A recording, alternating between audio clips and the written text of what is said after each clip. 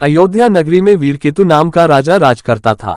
उसके राज्य में रत्नदत्त नाम का एक साहूकार था, जिसके रत्नवती नाम की एक लड़की थी। वह बहुत सुंदर थी। वह पुरुष के भेष में रहा करती थी और किसी से भी ब्याह नहीं करना चाहती थी। उसका पिता बड़ा दुखी था। इसी बीच नगर में खूब चोरियां होने लगी। प्रजा दुखी हो गई। कोशिश करने पर भी जब चोर पकड़ में ना आया तो राजा स्वयं उसे पकड़ने के लिए निकला। एक दिन रात को जब राजा भेष बदलकर घूम रहा था तो उसे परकोटे के पास एक आदमी दिखाई दिया। राजा चुपचाप उसके पीछे चल दिया। चोर ने कहा, तब तो तुम मेरे साथी हो, आओ मेरे घर चलो। दोनों घर पहुंचे। उसे बिठाकर चोर किसी काम के लिए चला गया। इसी बीच उसकी दासी आई और बोली, तुम यहाँ क्यों आए हो?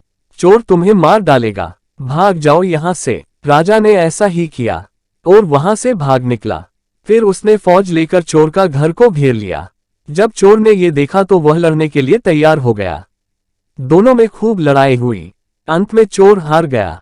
राजा उसे पकड़कर राजधानी में लाया और उसे सूली पर लटकाने का हुक्म दे दिया। संयोग से रत्नवती ने उसे देखा तो वह उस चोर पर मोहित हो गई और पिता से बोली, मैं इसके साथ ब्याह करूंगी, नहीं तो मर जाऊंगी। पर राजा ने उसकी बात न मानी और चोर को सूली पर लटका दिया।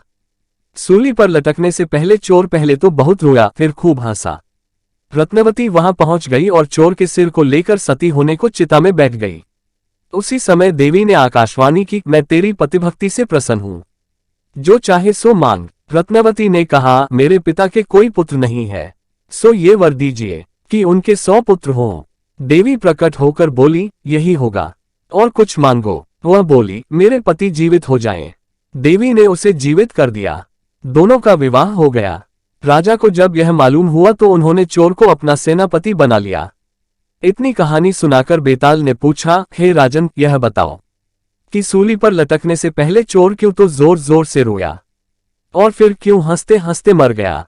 राजा ने कहा, रोया तो इसलिए कि वह राजा रत्नदत्त का कुछ भी भला न कर सकेगा। हंसा इसलिए कि रत्नवती बड़े बड़े राजाओं और धनिकों को छोड़कर उस पर मुग्ध होकर मरने को तैयार हो गई। लड़की के मन की गति को कोई नहीं समझ सकता। इतना सुनकर बेताल गायब हो गया और पेड़ पर जा लटका। राजा फिर वहां गया और उसे लेकर चला तो रास्ते में उसने यह कथा कही।